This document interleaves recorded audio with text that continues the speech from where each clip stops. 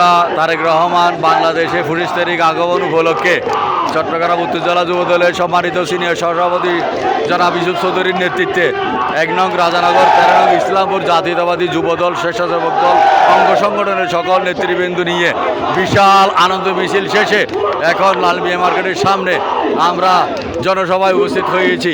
আমাদের সম্মুখে এখন সিনিয়র লিডার নেতৃবৃন্দরা বক্তব্য রাখবেন।